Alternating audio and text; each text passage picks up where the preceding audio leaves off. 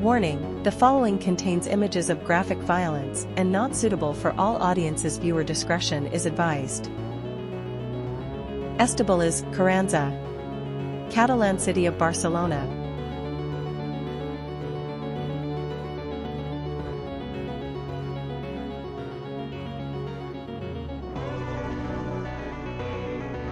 '78 in Mexico City, is a Spanish-Mexican businesswoman and double murderer. She killed her husband in 2008 and her partner in 2010 and deposited their dismembered bodies in a walled-up freezer beneath her ice cream parlor in Medellin, Vienna. After the bodies were discovered during repair work in June 2011, Carranza fled Vienna and was arrested by the police shortly afterwards in Italy. Carranza was dubbed the Ice Cream Lady in the press and became one of the best-known personalities in recent Austrian criminal history.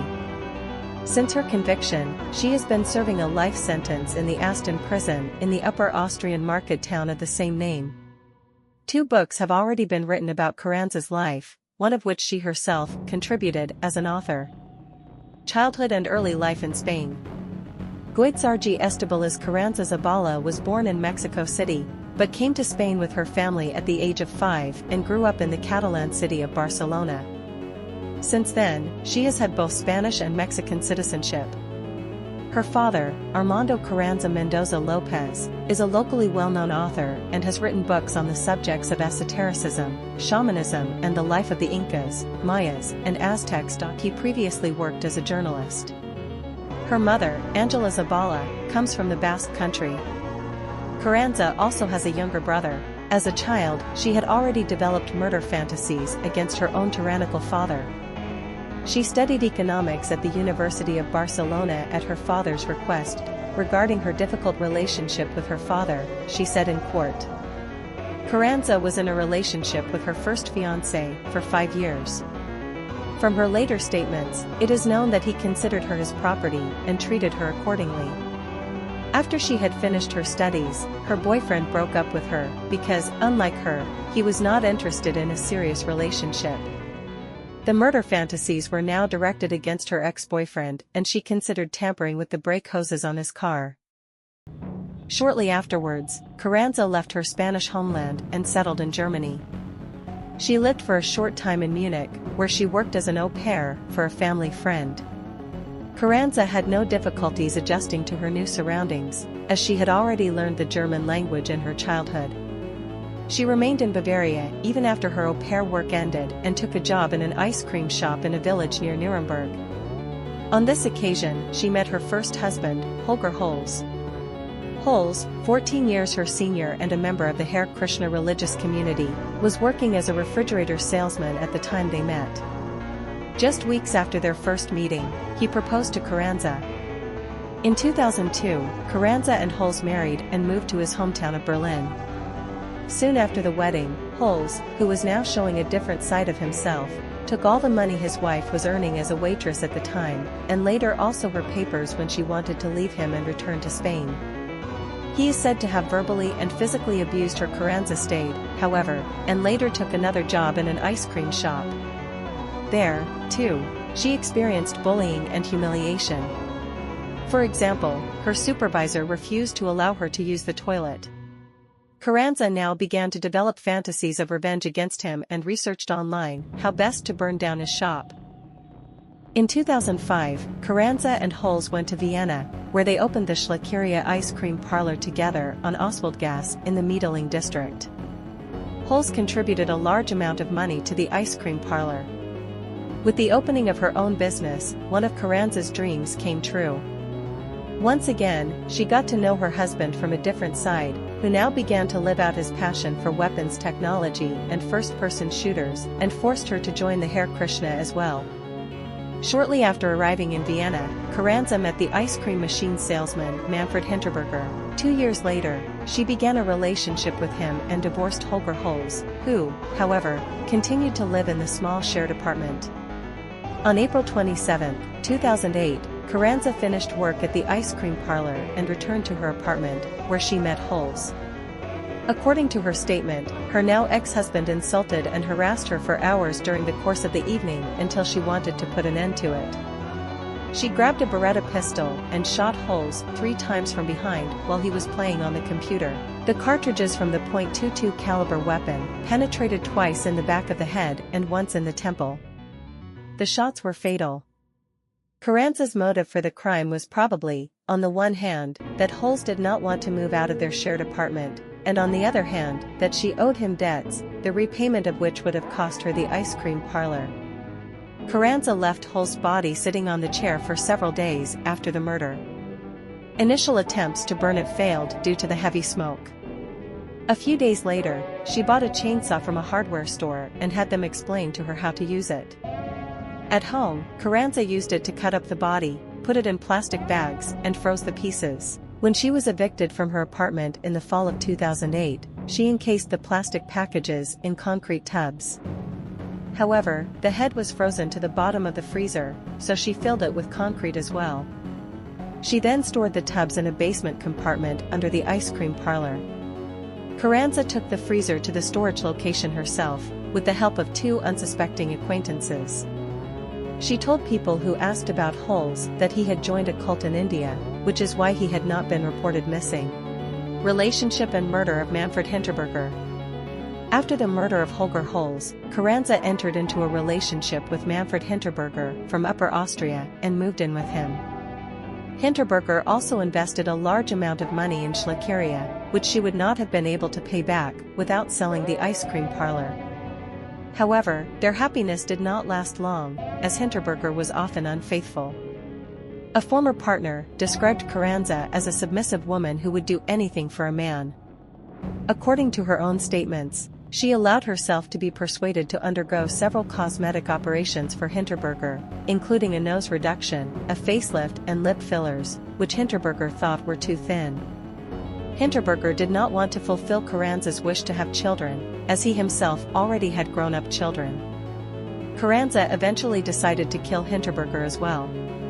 It's like having a plastic bag over your head. You just have to get out, at that moment, you just have to get out.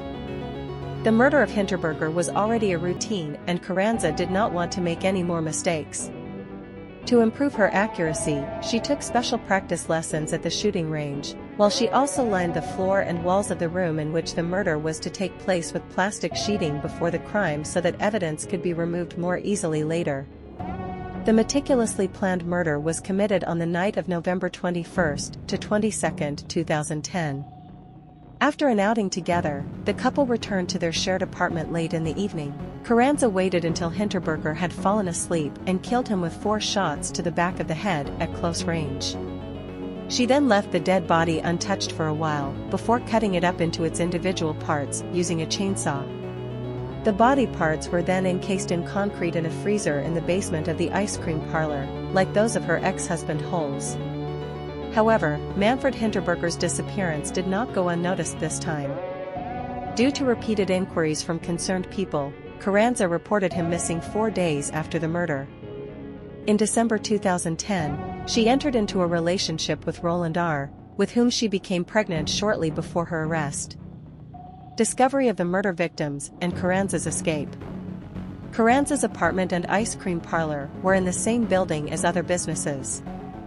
One of the tenants had to carry out repair work in the basement due to a burst water pipe. On June 6, 2011, the basement compartment with the number 6, which was locked with a padlock and could not previously be assigned to any of the residents, was broken into by the tenant, according to other sources by tradesmen.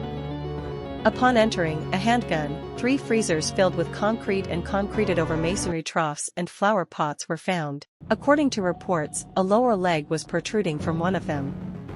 The police, who were called to the scene, brought various body parts of the dead men to light shortly afterwards. Several of Hinterberger's parts were recovered, but only Holes' skull was found. The next day, June 7, 2011, Carranza was approached by a neighbor in her ice cream parlor about the discovery, who also suggested that the body could be Manfred Hinterberger.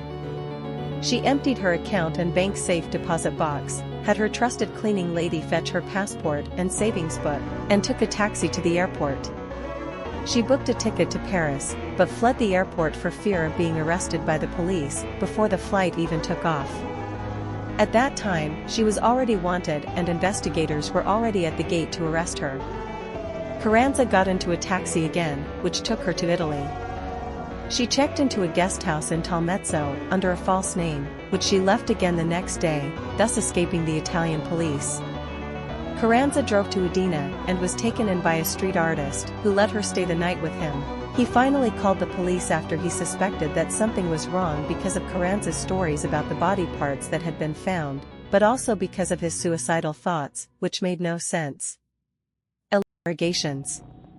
On June 10, 2011, at around 7:30 a.m., Carranza was arrested in Udine. The Austrian authorities immediately filed an extradition request for the suspect.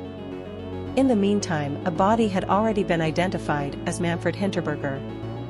Carranza, who was already 2 months pregnant at the time, immediately admitted during questioning that she had murdered and disposed of the 2 men.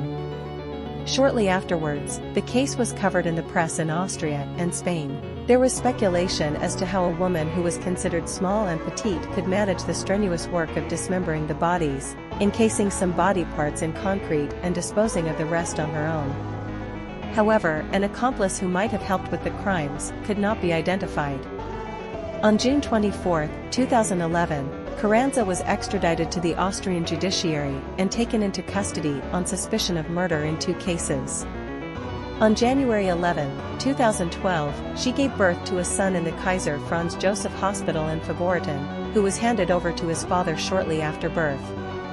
In March 2012, the 2 married in the interrogation zone of the Vienna Josefstadt prison.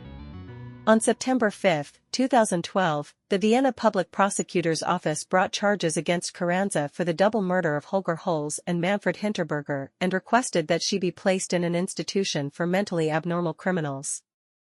In the indictment, she was described as a woman with unique cold-bloodedness and ruthlessness. After the 2 murders, she is said to have shown no remorse and showed no outward signs of new partners. The trial was scheduled for November 19, 2012, was originally supposed to last 3 days and was then extended to 4 days. Carranza was defended in the criminal trial by the lawyers Werner Tomanek and Rudolf Mayer. The latter had previously represented the Black Widow, the serial killer Elfriede Blauensteiner and the kidnapper and rapist Joseph Fritzl. On the first day of the trial, Carranza made a full confession to all charges and described her actions as disgusting. She said she felt miserable after the murders, but was unable to take her own life. She justified her lack of remorse and empathy by saying that she was taking tranquilizers that made her cold and unfeeling. She also said that she did not want to arouse pity. In August 2016, it was announced that Carranza would be transferred from the women's prison in Schwarzau in Lower Austria to the Asten Correctional Facility in the Upper Austrian market town of the same name. The transfer was not carried out until the beginning of November 2017. In February 2017, 2 fellow inmates in Schwarzau were sentenced to 6 and 8 months in prison for threatening Carranza.